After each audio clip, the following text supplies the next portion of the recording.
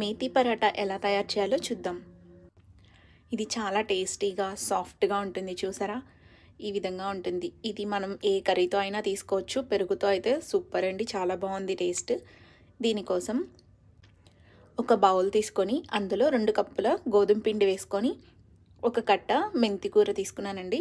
ఇందులో తగినంత ఉప్పు, పసుపు, కారం, కొద్దిగా వాము, ఒక పావు టీ స్పూన్ అంతే, ఒక స్పూన్ ధనియాల పొడి.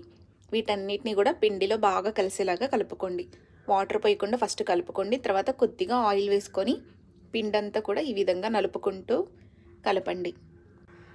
ఇలా అంతా కలిసిన తర్వాత నీళ్లు పోసుకొని కొద్ది కొద్దిగా చపాతీ పిండి కలుపుకోండి. ఇది మనకి మెంతి కూరలో నుంచి జిగురు వస్తుందండి. చూడండి, ఈ విధంగా ఉండేలాగా కలుపుకోండి. తర్వాత చిన్న సైజు ఒక బాల్ తీసుకొని మనం చపాతీలాగా చేసుకోవాలన్నమాట. దానికోసం ముందుగా పొడిపిండి చల్లుకొని చపాతీ ముద్దని 2 వైపులా పిండి పట్టించుకోండి, లేదంటే అంటుకుపోతుందన్నమాట. ఫస్ట్ ఈ విధంగా చేసుకున్న తర్వాత దీని మీద నెయ్యి కానీ నూనె కానీ వేసుకొని అది చపాతీ అంతా కూడా స్ప్రెడ్ చేసుకోండి. చేసుకున్న తర్వాత రోల్ చేసుకోండి. ఈ విధంగా రోల్ చేసుకొని మనం 2 అరచేతులు పెట్టేసి దాని మీద ప్రెస్ చేస్తే అది కొంచెం సాగుతుందన్నమాట. ఈ విధంగా అయిన తర్వాత ఇందులో చూపించిన విధంగా సర్కిల్ చేసుకొని ప్రెస్ చేసుకోండి. తర్వాత కొద్దిగా పొడిపిండి చల్లుకొని 2 వైపులా పీటకి అంటుకోకుండా రోలింగ్ పిన్ తోటి చపాతీలాగా చేసుకోండి.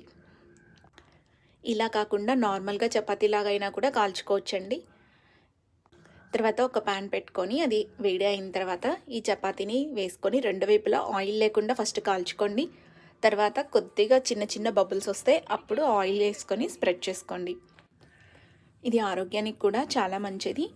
ఈ విధంగా 2 వైపులా కాల్చుకున్న తర్వాత మనం సర్వ్ చేసుకోవడమే అన్నమాట. చూడండి, అంతే అండి. ఎంతో ఈజీగా ఫాస్ట్గా తయారు చేసుకోవచ్చు. పిల్లలకి స్నాక్స్గా, లంచ్ బాక్స్లోకి ఎంతో ఈజీగా ఫాస్ట్గా చేసుకోగలిగే ఐటెం అన్నమాట. మీకు నచ్చిన దాంతో ఇది సర్వ్ చేసుకోండి. Thanks for watching.